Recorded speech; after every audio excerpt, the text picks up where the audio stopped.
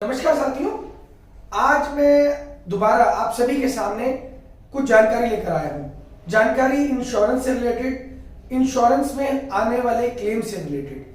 जो क्लेम अक्सर आपकी और हमारी लाइफ में, आप सभी की लाइफ में, समाज में जितने भी लोग हैं उनकी गाड़ी है, स्कूटर है, ट्रक है, बस है, टैक्सी है, बहुत तरीके की गाड़ियां हैं। जब उन गाड़ियों में क्लेम आ जाता है या कह सकते हैं कि जब वो गाड़ी किसी दुर्घटनाग्रस्त हो जाती है, कहीं टक्कर हो जाती है, गाड़ी चोरी हो जाती है या XYZ किसी भी तरीके का कोई गाड़ी को नुकसान हो जाता है, उस स्थिति में जब हम गाड़ी को रिपेयर के लिए भेजते हैं, डेफिनेटली चोरी की स्थिति में गाड़ी रिपेयर के लिए नहीं जाएगी, वो जाएगी दुर्घटनाग्रस्त होने की स्थिति में। आज हम बात करेंगे दुर्घटनाग्रस्त होते वक्त या होने के बाद में जब गाड़ी रिपेयर होती है तो इंश्योरेंस कंपनी की तरफ से जब क्लेम की पेमेंट आती है तो अक्सर कुछ पैसे कट जाता है। वो पैसा क्यों कट जाता है, किस किस चीज का पैसा कटता है, वो पैसा कटने के क्या कारण है, या कौन सी चीजें कवर नहीं होती हैं। अक्सर जो चीजें कवर नहीं होती हैं, आज हम उनके बारे में आपके सामने बात रखने वाले हैं। तो चलिए शुरू करते हैं आज का टॉपिक, क्लेम में आने वाली समस्याएं। अधिकतर जब गाड़ी दो तरीके से क्लेम का सेटलमेंट होता है, एक कैशलेस तरीके से, एक नॉन कैशलेस तरीके से। पहले हम बात करेंगे नॉन कैशलेस तरीके से। नॉन कैशलेस तरीका वो तरीका है जहां पर गाड़ी क्लेम में आई, वर्कशॉप पे चली गई, जहां पर वर्कशॉप और इंश्योरेंस कंपनी का टाई अप नहीं है। टाई अप ना होने की स्थिति में बीमा धारक यानी इंश्योर्ड पर्सन यानी कि जो इंश्योरेंस कंपनी का ग्राहक है, उनको क्या फेस करना पड़ता है, उनको वो पूरा का पूरा क्लेम का पैसा अपनी जेब से पहले डिपॉजिट करना पड़ता है डीलर के पास, जहां से वो गाड़ी रिपेयर की जा रही है, वर्कशॉप के पास। उसके बाद में इंश्योरेंस कंपनी जो आपका पैसा बनता है वो पैसा आपको रिम्बर्स करती है, लेकिन उसमें से क्या क्या काट लेती है, ये ज्यादा महत्वपूर्ण है। सबसे पहली चीज, क्लेम में से डेप्रिसिएशन का अमाउंट कट जाता है। डेप्रिसिएशन का अमाउंट किसे बोला जाता है, जैसे जैसे गाड़ी पुरानी होती जाती है वैसे वैसे उसकी वैल्यू जो पुरानी होती जाती है, वैल्यू डेप्रिशिएट होती जाती है। उस वैल्यू के मुताबिक जब कभी गाड़ी दुर्घटनाग्रस्त होती है और उसकी जगह पुराने की जगह नया पार्ट डलता है, तो पुराने पार्ट की वैल्यू और नए पार्ट की वैल्यू के बीच का जो डिफरेंस है उसे डेप्रिसिएशन या मूल्य ह्रास कहा जाता है। वो अमाउंट कटने के बाद, सपोज फॉर एग्जांपल हम बात करें, एक गाड़ी का दरवाजा डैमेज हो गया है। अब डैमेज जब दरवाजा हो जाता है तो उस स्थिति के बीच में अगर वो दरवाजा 25,000 रुपए का नया है और डेप्रिशिएट होते होते होते पुराने दरवाजे की कीमत 15,000 रह गई है, तो इंश्योरेंस कंपनी 15,000 रुपए का क्लेम पे करेगी जो आपके पुराने पार्ट की वैल्यू रह गई है, और 10,000 रुपए का डेप्रिसिएशन, क्योंकि पुराने के बदले नया जो पार्ट दिया गया है वो डेप्रिसिएशन का अमाउंट कस्टमर को बियर करना पड़ता है। तो अक्सर एक पहली चीज है डेप्रिसिएशन कट जाता है। दूसरी चीज की हम बात करें, जहां पर जीरो डेप लिया गया है वहां डेप्रिसिएशन नहीं कटता है। इसके बाद साल्वेज का अमाउंट। साल्वेज एक काफी अलग अलग धारणाएं हैं, IRDAI की तरफ से ऐसा कोई स्ट्रिक्ट पैरामीटर नहीं है कि कितना परसेंट साल्वेज का कटना है। पहले इंश्योरेंस कंपनीज साल्वेज को डिपॉजिट करवाते थे, उनके स्टोर होते थे, वहां वो पैसा साल्वेज डिपॉजिट होता था और कस्टमर का वो पैसा नहीं काटा जाता था। आज भी अगर आपको मैं बात बोलूं कि अगर आप दबंग हैं तो यकीनन आपका पैसा नहीं कटेगा, क्योंकि इंश्योरेंस में साल्वेज का पैसा काटने का कोई प्रोविजन है ही नहीं है। साल्वेज है, पैसा काटना है, इंश्योरेंस कंपनी का साल्वेज है। इंश्योरेंस कंपनी उसे ले बेचे रखे कुछ भी करे, लेकिन इंश्योर्ड से उसका कोई कंसर्न नहीं होता है। तो 2 नंबर मैंने आपको बात किया साल्वेज का पैसा अक्सर कट जाता है। तीसरी बात कंज्यूमेबल पार्ट होते हैं। कंज्यूमेबल पार्ट वो पार्ट होते हैं जैसे कि गाड़ी में बेल्टें हो गई, कूलेंट हो गया, इंजन ऑयल हो गया, नट बोल्ट हो गए, ये सारी चीजें जो वक्त के हिसाब से घिस जाती हैं, पुरानी हो जाती हैं। तो जब वो चीजें नई डलती हैं तो उन चीजों का जो पैसा है वो इंश्योरेंस कंपनी द्वारा, अगर आपने उसका कवरेज नहीं लिया है तो वो पैसा भी इंश्योरेंस कंपनी द्वारा काट लिया जाता है। जीरो डेप हो गया, कंज्यूमेबल हमने आपको बताया।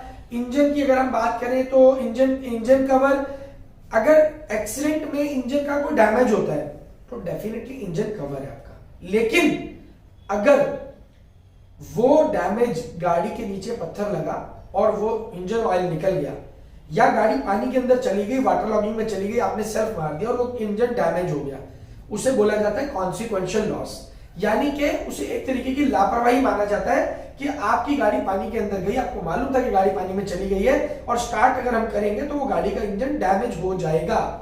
इंश्योरेंस कंपनी फ्लशिंग का पैसा देती है, पानी के अंदर गाड़ी गई उसका पैसा मिलेगा, एक्सीडेंट में इंजन डैमेज हुआ उसका पैसा मिलेगा, गाड़ी के नीचे से पत्थर लगा उसका पैसा मिलेगा। लेकिन अगर आपने पानी में घुसने के बाद सेल्फ मार दिया और इंजन डैमेज हो गया तो पैसा नहीं मिलेगा। इसके बाद अगर इंजन के नीचे पत्थर लगा, इंजन ऑयल निकल गया, आपने सेल्फ मार दिया, तो उस स्थिति में भी पैसा नहीं मिलेगा। तो ये कुछ चीजें जो मैंने आपके सामने रखी हैं, ये आपको पता होनी चाहिए। इसके अलावा अगर मैं बात करूं डीलर के एंड पे, ये तो पैसा वो हो गया जो इंश्योरेंस कंपनी द्वारा काटा जाता है। अगर हम डीलर के एंड के ऊपर बात करें तो बहुत सारी चीजें आपको हमेशा ध्यान रखनी चाहिए जब आप गाड़ी क्लेम के लिए, रिपेयर के लिए भेजते हैं। पहली बात, डीलर को इंस्ट्रक्शन देनी चाहिए केवल उन्हीं पार्ट्स को रिपेयर किया जाए या नया डाला जाए जो पार्ट्स इंश्योरेंस कंपनी के सर्वेयर द्वारा पास किए गए। आप साफ साफ कह दीजिए कि जो पार्ट सर्वेयर अप्रूव नहीं करेगा मैं उस पार्ट की पेमेंट नहीं करूंगा। उस स्थिति में क्या होगा कि डीलर को एक बड़ा स्पष्ट मैसेज चला जाएगा कि ये व्यक्ति, ये कस्टमर जो है अवेयर कस्टमर है, समझदार कस्टमर है, इनको पागल नहीं बनाया जा सकता है। उसके अलावा अगर आप बात करें, गाड़ी जब सर्विस के लिए भी भेजते हैं तो डीलर नॉर्मली क्या करते हैं कि जी आप उस पर पॉलिशिंग कर देते हैं, या उसके बाद में अगर हम बात करें डीलर बोलते हैं कि जी हम उसको सैनिटाइज कर देते हैं। सैनिटाइज करने की स्थिति में क्या होता है कि जो उसका पैसा है लगभग 2000, 3000, 4000 रुपए कई बारी आपसे सैनिटाइज का चार्ज वसूला जाता है। तो ये सब चीजें आप पहले ही दिन डीलर को बता दीजिए कि भाई ना मैं आपकी किसी फालतू का चीज, प्रोडक्ट जो आप डालेंगे, स्पेयर पार्ट डालेंगे, ना तो मैं उसका पैसा आपको दूंगा। उसके अलावा कोई भी फालतू काम अगर करेंगे तो मैं उसका पैसा भी आपको नहीं दूंगा। कई बारी साल्वेज को भी आप नेगोशिएट डीलर से कर सकते हैं कि भाई जो साल्वेज का पैसा मेरा कटेगा वो पैसा मैं साल्वेज को उठाकर नहीं लेकर जाऊंगा। अगर आप मेरी गाड़ी को रिपेयर करना चाहते हैं, क्योंकि ऑब्वियस है डीलर जब 2 लाख, 3 लाख, 4 लाख की रिपेयरिंग कर रहा है, 10,000, 15,000 का जो साल्वेज का अमाउंट है वो डीलर उसको, ऑब्वियस है वो भी स्क्रैप में बेचेगा तो उसको पैसा मिलेगा। लेकिन एज ए ग्राहक आप और हम उस साल्वेज को कैसे उठाकर लेकर जाएंगे? गाड़ी में नहीं जा सकता, अलग से टेम्पो करेंगे, 1000 रुपए किराया देंगे, लेकर जाएंगे और बाद में जाकर भी वो स्क्रैप में ही बिकेगा। इंश्योरेंस कंपनी भी स्क्रैप का ही पैसा काटती है। तो आप कई बार ये भी नेगोशिएट कर सकते हैं कि डीलर जो है उस साल्वेज का कटा हुआ पैसा खुद मैनेज करे। इसके अलावा बहुत बार ऐसे केस सुनने में आते हैं, सर्वेयर ने बोला कि आपको ये पार्ट डालना है या नहीं डालना है और डिस्प्यूट निकल के आया, वर्कशॉप ने बोला हमने डाल दिया। तो आप एक बात का हमेशा ध्यान रखिए, वर्कशॉप को हमेशा फोर्स करिए कि जो भी पार्ट सर्वेयर द्वारा अप्रूव किया जा रहा है उसको सर्वेयर से साइन जरूर करवाइए, साइन करवाइए, अमाउंट लिखवाइए, ताकि आने वाले समय के अंदर सर्वेयर या इंश्योरेंस कंपनी या वर्कशॉप बिल्कुल ट्रांसपेरेंट हो, आपको किसी तरीके की क्लेम में समस्या नहीं आनी चाहिए।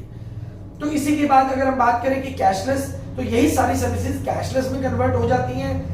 जैसे अभी हम बात कर रहे थे नॉन कैशलेस की, कि पैसा डिडक्ट होता है। कैशलेस सर्विसेज के बीच में ऑन द स्पॉट डिसीजन होता है, जो कुछ इंश्योरेंस कंपनी को देना चाहती है इंश्योरेंस कंपनी उसी टाइम पर डीओ के माध्यम से वो डीओ वर्कशॉप पे चला जाता है और जो बैलेंस अमाउंट होता है वो आपको बता दिया जाता है कि इतना अमाउंट कस्टमर को पे करना पड़ेगा। तो वहां फिर भी थोड़ा बहुत ट्रांसपेरेंसी रहती है। लेकिन ये जो समस्या आती है नॉन कैशलेस वाली या कैशलेस में जो डिडक्शन होता है, इसके लिए आप सर्वेयर से रिपोर्ट की कॉपी भी मांग सकते हैं, ताकि ट्रांसपेरेंट चीज आपके सामने आ जाए कि क्या चीज सर्वेयर ने अलाउ करी है, क्या चीज अलाउ नहीं करी है।